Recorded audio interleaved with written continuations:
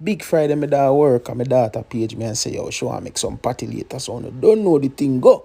All purpose flour. Sift it out. Make sure you sift your flour. Especially if a patty you make. 1 tablespoon of salt. 2 tablespoons of sugar. And then you add about 1 tablespoon of baking powder. 1 tablespoon of curry powder.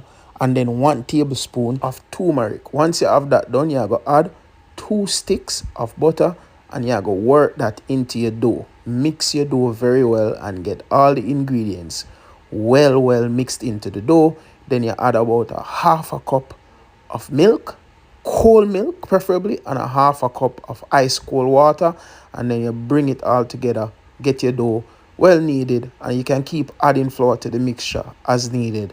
And once you get that dough to the point where you need it to be, you're going to get a clean surface and you're going to roll that dough, and you're going to do this process a couple of times. Just roll the dough, add some flour on the surface, and you keep folding and rolling the dough, and this will help you to get a little bit of flakiness in the crust. If you want to, you can actually add more butter in between as you roll the dough, but I didn't want to make it too buttery, so I don't know the thing. So we set plastic up, put it in the fridge, and then we're going to work on we filling. So I don't know, we're going to work on the beef. So you have your scallion, you have your thyme, you're going to have some garlic, you're going to have some onion. You want to mince those up as finely as you possibly can. Mince them up real fine so the flavor can really get to spread and really marinate in the filling. When you make the filling, now I don't know, so you can't leave out scotch bonnet pepper. Can't make nothing Jamaican and not talk, but it now have scotch bonnet pepper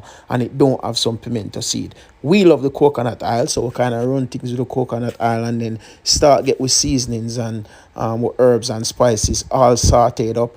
Then we're going to add in with ground beef, and we're going to allow that to get some time to cook and for the flavor to seep in. We'll add some adobo seasoning, some garlic powder, some onion powder, and we allow that to kind of settle and marinate and simmer down. And then once you get the beef really cooked up very well, then you add in some chicken broth. Preferably I use vegetable broth, and I add a little bit of brown into the broth for color, then add in some breadcrumbs to get that thickness, and then that's what you end up with. And now it's time to roll out your dough so you can start make your patty with your filling and get them things in the oven. So as you can see, we'll cut the dough in 2 halves, and then each half will give you probably about 6 medium-sized patties depending on how you want to make it, or you can make them smaller. It's up to you, whatever size you choose.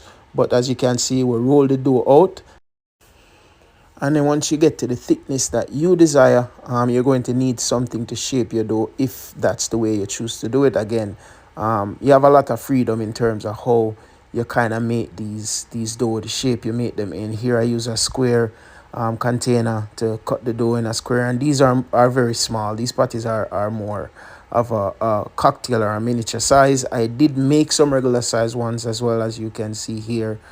This is the finished product once it goes into the oven at about 350 degrees, and we'll let that run for 25 to 30 minutes depending on preference.